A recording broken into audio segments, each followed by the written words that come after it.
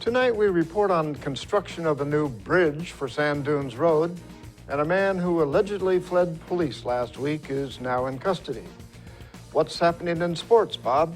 Thanks, Alan. Quincy Soccer picks up a much-needed win, and a world record-setting former Olympian conducts a clinic at the Moses Lake Pool. Here's a glance at our Weather Center forecast. Hello everyone, I'm Chasteline Rodriguez. Breezy overnight. There is some disturbance along the Cascades. Will that impact our area? I will have more details for you in just a bit. I'm Alan Troop, and we have all this and much more on iFiber One News. From the iFiber One HD studio here in the heart of the Columbia Basin, this is iFiber One News. Your #1 source for local news, sports headlines, and our very own Weather Center forecast covering the entire Columbia Basin. This is iFiber One News, and it starts now.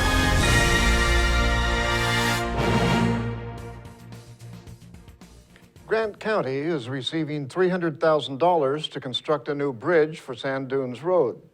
Engineers declared the dam was in imminent danger of collapse in 2013. The district began work to replace the dam late last year after receiving $2 million from the state. The Grant County Commissioners approved the grant from the Strategic Infrastructure Program. The program uses sales tax money to pay for projects helping economic development. The county is committed to spend $650,000 to build the replacement bridge above the North Dam on Moses Lake. The new bridge is not part of the dam. The bridge is expected to be finished in May. Basin Feed in Moses Lake was packed with baby animals on Saturday for Chick Day. The event brought families from across Grant County to get an up-close look at the animals. Reporter Devin Higgins has that story. Grant County residents turned out on a windy Saturday at the Moses Lake Basin Feed and Supply to get up close and personal with creatures great and small. For more than 30 years, the Basin Feed has celebrated the arrival of their baby chicks, ducks, geese, and turkeys for sale. Along with the chicks, kids could mingle with puppies who are looking for a good home, providing all manner of photo opportunities. Outside, another breed of dog was being enjoyed as free hot dogs were grilled up by the Basin Feed staff and kids were able to mingle with a much bigger bird. Across the lot, the Stardust Cowgirls drill team was looking after the petting zoo of ponies, cows, sheep, and goats. Tiffany Montgomery said Chick Day provided an opportunity to introduce the new team to the rest of Moses Lake. So we started, this is our first year, this is kind of our coming out thing. Our goal is to ride in the rodeos. It's actually been a really good turnout. We've had a lot of pony rides today, but and then we have all of our little selling good stuff to go to we're a nonprofit organization, and all that stuff is going towards our shacks, so we're getting custom ordered and everything, but we've had a lot of donations come in. It's been a really good turnout. We're really impressed. Weather's kind of interesting today, but In Moses Lake, Devin Higgins for iFiber One News. Grant County may divide a fee increase for nonprofit vendors across 3 years. Representatives from the Moses Lake Lioness Club, the Moses Lake Lions Club, and the Moses Lake Chamber of Commerce met with Fair Advisory Committee members and other county officials to discuss changes in how the county works with nonprofit organizations selling items at the fair. The meeting was prompted by a potential 2.5% increase in the amount of money the fairgrounds takes from nonprofit organizations selling at the fair. The county presently charges the groups $500 to use the booths during the fair. If the group makes more than $500, the county charges 12.5% of the money it makes. Fairgrounds manager Jerry Gingrich suggested increasing the amount to 15% to cover increased costs of operating the fairgrounds. Gingrich suggested having a 3-year contract and raising the rates across the length of the contract. The vendors agreed. The state is seeking comments on the permit allowing concentrated animal feeding operations to reach people using an overall state permit and the people living near the operations. The State Department of Ecology is holding meetings in Zilla and Bellingham in April. A draft preliminary permit is expected to be completed this summer and will become available for review. The permits are intended to protect public water by directing the management of animal manure at facilities containing a large number of livestock, poultry, or other animals. The state had a general permit to allow 10 facilities to operate, but it expired in 2011, and Ecology is in the process of updating the permit. Ecology is going to present information about the permit and the permit update and accept comments and answer questions during the meetings. The first meeting is on April 21st at 6 p.m. at the Zilla Civic Center. And now we take a look at people being sought by law enforcement. This is Sheriff Tom Jones with the Grant County Sheriff's Office. Each of the people you see here have a warrant for their arrest. If you see any of these people, we ask you do not attempt to detain or apprehend them, but call us at 509-762-1160 or send us an email at crimetips@co.grant.wa.us. If the person is presenting a danger, call 911. With your help, we can bring these people to justice and make our community safer. We'll take a short break and be right back.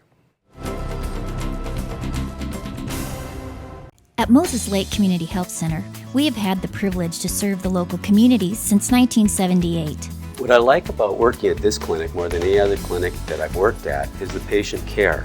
With the patient care team that we've assembled, it allows us to take care of as many facets of the patient and their family's needs. Please take the opportunity to experience the high-quality care provided at our clinics.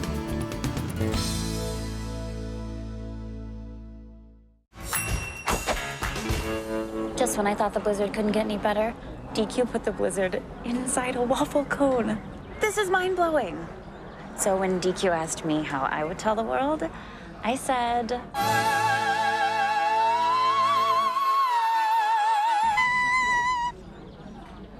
Sounds better in Italian. Pretty impressive, Liz. Any blizzard like confetti cake, now in a fresh-baked waffle cone. This is fan food, not fast food. Hello everyone, I'm Chaselyn Rodriguez from your One News Weather Center, brought to you by your Bud Clary Toyota dealer. Toyota, let's go places. Conditions improving around the region within the next few days. We're expecting drier conditions with mostly sunny skies. Overnight, breezy conditions will remain in control. Gusts as high as over 30 miles per hour. Drier and warmer weather for the remainder of the work week. And a weaker system may approach the region by the weekend, bringing us some unsettled conditions, especially towards the coastal area. In the meantime, let's go ahead and take a look at the almanac within the past 24 hours. Cooler temperatures, maximum temperatures in the mid-50s. It should be in the lower 60s for this time of year, and that record high of 83 degrees. We started off the morning in the mid-40s above the normal, and sun setting at 7:46 p.m. And for Moses Lake, very similar conditions, maximum temperatures in the mid-50s and the low in the lower 40s. It should be in the upper 30s for this time of year, sun setting at 7:45 p.m. And right now outside your door, our current temperatures in the mid-50s with partly cloudy skies. Those winds coming through from the west northwest up to 25 miles per hour. Very windy out there, and they could gust as high as over 30 miles per hour. Some precipitation along the Cascades. Dry conditions are expected. Wednesday, we're expecting dry conditions and mostly clear skies around our area, even into the inland northwest. Some cloud cover towards the Cascades and some precipitation, but that's mostly towards northern parts of the region and towards northern parts of the Cascades. We're expecting dry conditions within the next few days. Wednesday even into the end of the work week with clear skies and dry conditions. Our next chance for precipitation may come this weekend. In the meantime, let's go ahead and take a look at those maximum temperatures towards the coastal area, from the lower 50s to upper 50s with partly to mostly cloudy skies, and towards the Yakima Valley in the lower 60s with lots of sunshine, even towards the inland northwest, mostly sunny skies with temperatures from the lower 50s to mid 50s, and towards our Columbia Basin, maximum temperatures from the upper 50s to lower 60s with lots of sunshine, and even into the remainder of the week. Let's go ahead and take a look at the extended forecast for the week. A gradual increase in temperatures will start off in the lower 60s for Wednesday, Thursday in the upper 60s, and then coming into Friday, those maximum temperatures in the mid 70s with mostly sunny skies, and even into the weekend we're expecting temperatures above the normal for this time of year, in the lower 70s for Saturday and for Sunday in the lower 70s as well. Beginning of the work week, another increase in temperatures in the mid 70s. Thank you all for joining us. We'll be right back with sports. Hi. Hi, I see here on my glasses that it's your sales event. Yeah, we have low APR financing and some great lease offers. Check out the bold new Camry. Wow, that's really nice. I gotta get a closer look. Wow, there's so much stuff. Careful. If I could just see where I was going. Right now, you can lease a new 2015 Camry for $199 a month with $750 lease bonus cash. Plus, every new Toyota comes with Toyota Care, our no-cost maintenance plan. Now this is cool. That's easy to see. Toyota, let's go places.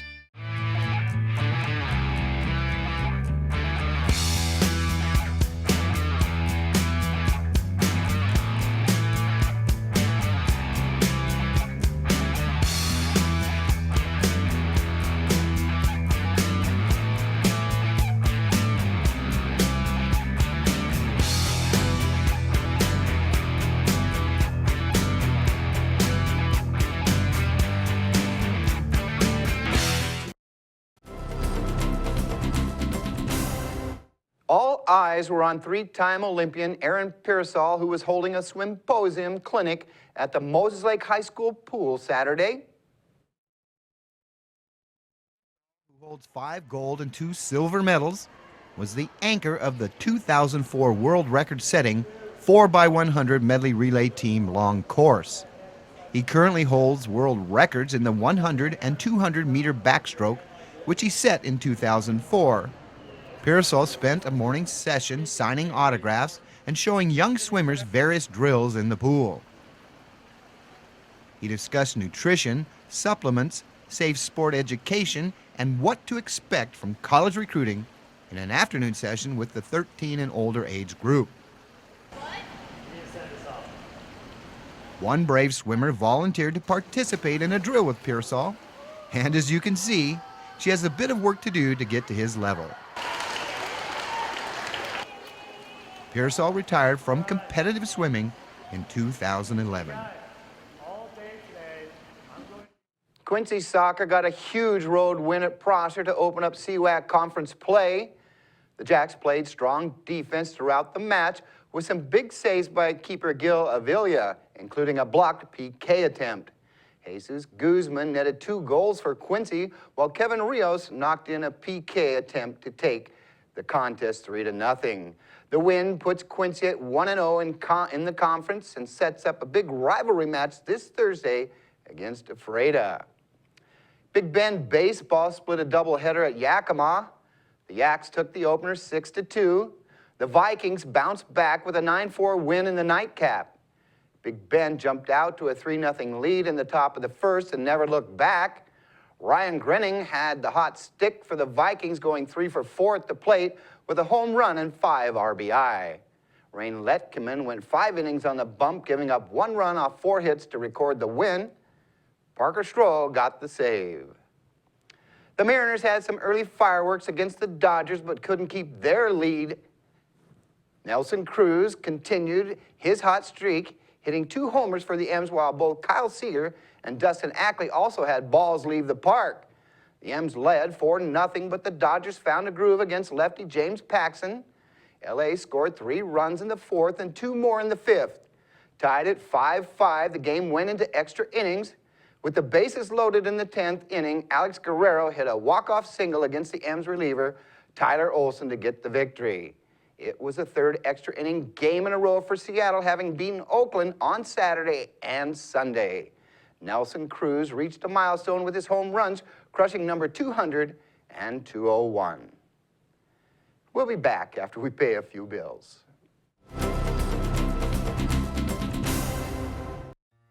Hello, my name is Cheryl Kono. I am your local Ephrata Farmers Insurance Agent. Here at Cheryl Kono Insurance Agency, our customers always come first. We don't just work here, we live here. Please stop by the office, call, email, or Facebook me for a free auto, home, life, business, or farm and ranch quote today. We are insurance. We are farmers. Come in for a free quote today.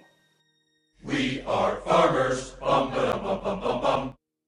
Well, one thing I knew from being a patient myself was that a dental office is a scary place to come to. And so we wanted everything possible to make sure that our office is a comfortable place for our patients to visit.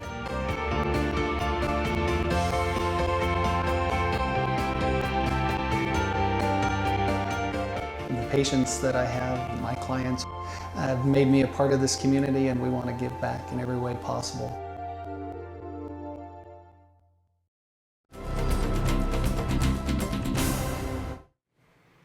Our spotlight story tonight is about search and rescue training conducted Monday by members of Grant County Fire District 5 along the hillside overlooking Moses Lake.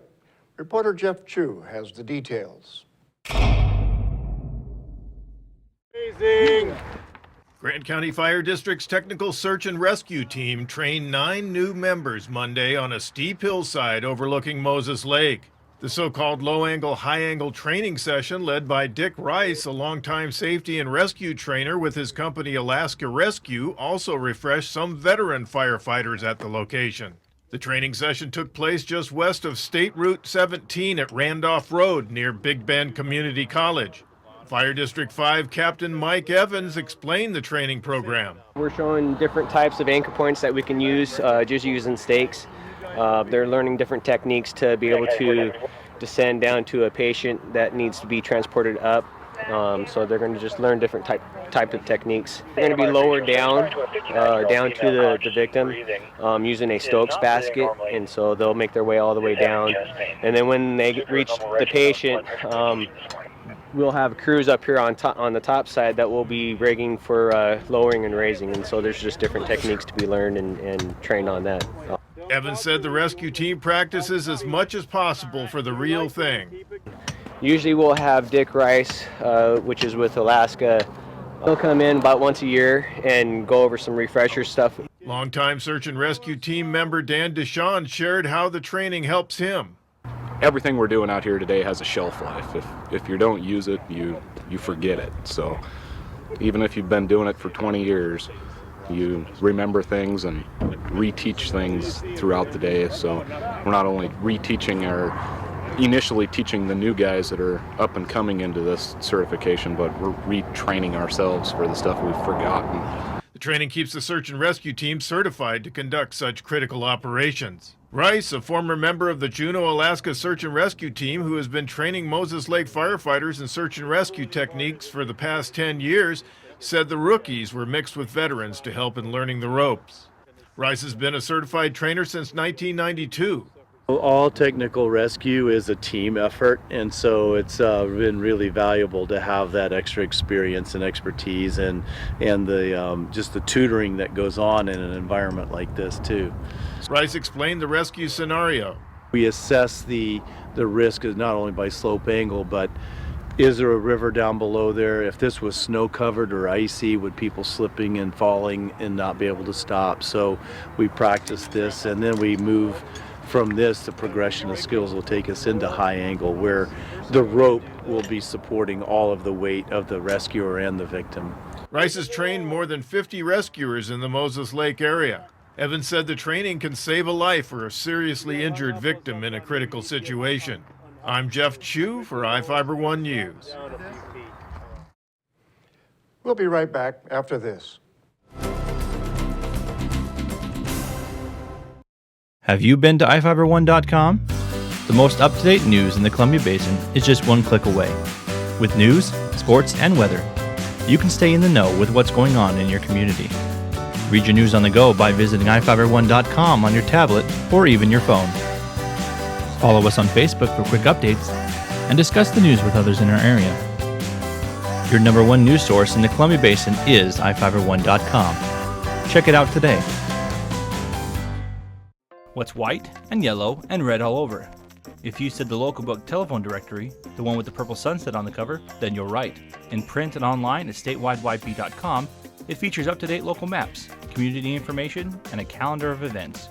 With a restaurant dining guide with full local menus and a reverse directory, you're sure to find the number you're looking for. It's the best way to get the information you need. Pick up a copy of the local book today or visit statewideyp.com.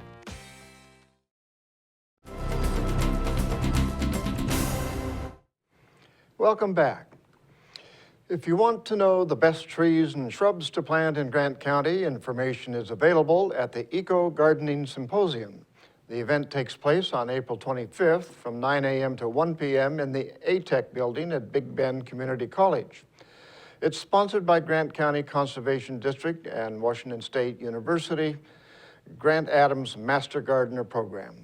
The symposium is free and offers door prizes. There is room for 100 registrants.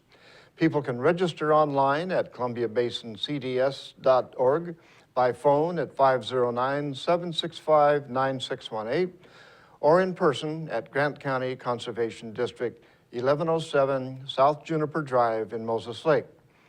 Speakers will focus on selecting trees and shrubs for the area, managing lower water use on lawns, and drought-tolerant plans for gardens. A man allegedly fled police with an 8-year-old girl in his car last week and was arrested Sunday afternoon at his Moses Lake home. Moses Lake police were looking for Matthew Hazenberg, a 33-year-old Moses Lake man, since April 7th when he allegedly eluded police and fled from his car in the Knowles Vista area. Police claim Hazenberg left his stepdaughter in the car after he stopped the vehicle, got out, and ran. Police received information Hazenberg was at his home in the 1700 block of West Fern Drive. When officers knocked on the door, Hazenberg reportedly fled out a back window and ran. Officers were positioned at the back of the home and arrested him. Hazenberg was booked on warrants for possession of a controlled substance and criminal solicitation. He was also arrested for possession of heroin, methamphetamine, and prescription medications, as well as resisting arrest. Moses Lake Police Captain Dave Sands said a report will be filed with the Grant County Prosecutor's Office for eluding a pursuing police vehicle on April 7th. The last third Wednesday art show in Soap Lake is Wednesday night. The Art Guild of the Soap Lake area has organized the shows now for the past 12 years. Reporter Jeff Chu has the story. It's a wrap for Third Wednesday, which the Art Guild of the Soap Lake area has organized each month for 12 years. The last Third Wednesday art show in Soap Lake is 6:30 p.m. Wednesday at the Maskers Theater stage. Art Guild President Al Lundberg, whose wife Rose has helped put together the event, explained why. Partly because it's every month and something every week that has to be done to make it happen. It's like doing a rehearsal for a play and putting on the play every month of the year. One of the key factors is Rose Lundberg, who's chairman of the committee. I don't know how she's done it, but as I said, almost 400 artists over the last 11 years, and they are willing and happy to do it, and she always comes up with a nice mix.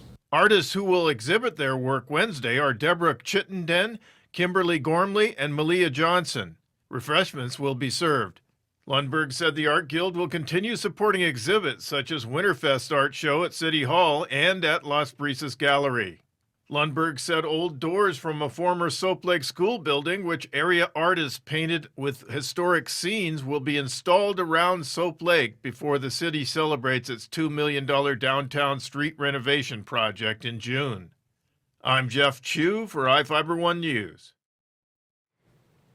A Mattawa woman is serving 3 months in jail after stealing roughly $157,000 from a wireless company during the course of 3 years. Patricia Magana, a 30-year-old woman, pleaded guilty in Grant County Superior Court to theft in the first degree. She had no previous convictions and faced up to 90 days in jail. Judge Evan Spurline sentenced Magana to 3 months in jail. Saddle Mountain Wireless, the company Magana worked for, is requesting $157,000 in restitution. Magana handled payments and made deposits for Saddle Mountain Wireless Company in Mattawa starting in 2010. She began taking cash from the company in 2011. And that's going to do it for us here at iFiber One News. We want to thank you for watching, and we'll see you again tomorrow.